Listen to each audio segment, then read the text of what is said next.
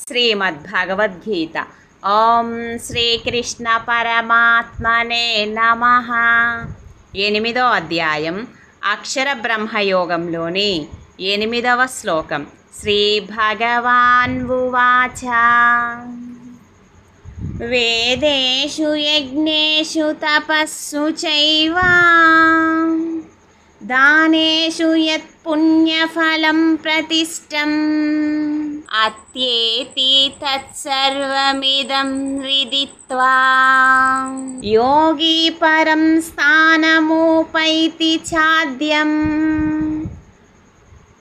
భావం: ఈ తత్వరహస్యమును ఎరిగిన యోగి వేద పఠనము వలనను యజ్ఞదాన తపశ్చర్యాదుల వలనను కలుగు పుణ్యఫలమును త్రోసిరాజని నిస్సందేహముగా సనాతన పరమపదమును చేరును.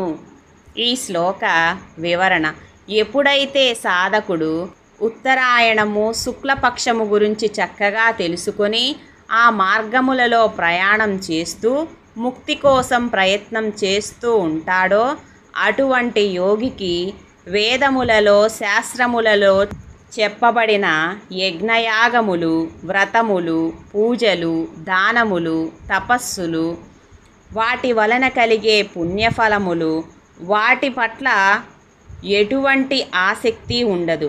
అతడు నిరంతరము పరమపదమును గురించే ధ్యానిస్తూ దానినే పొందుతాడు. పై విధంగా చెప్పిన అభ్యాస యోగమును, ధ్యాన యోగమును, నిష్కామ కర్మయోగమును అభ్యసించి దాని ద్వారా జ్ఞానమును సంపాదించుకున్న యోగికి వేదములలో చెప్పబడిన యజ్ఞములు, యాగములు, దానములు, ధర్మములు, తపస్సులు చేయవలసిన అవసరం, దాని వలన పుణ్యం సంపాదించిన అవసరము లేదు. ఎందుకంటే అన్నింటికీ మించిన వేదాలు చదువుతారు, యాగములు చేస్తారు, తపస్సు చేస్తారు, దాన ధర్మములు చేస్తారు, పుణ్యం సంపాదిస్తారు. కానీ వీటి వలన కలిగే పుణ్యం కన్నా 1,000,000 రెట్లు ఎక్కువైనది పునర్జన్మ లేని పరమపదమును పొందడం.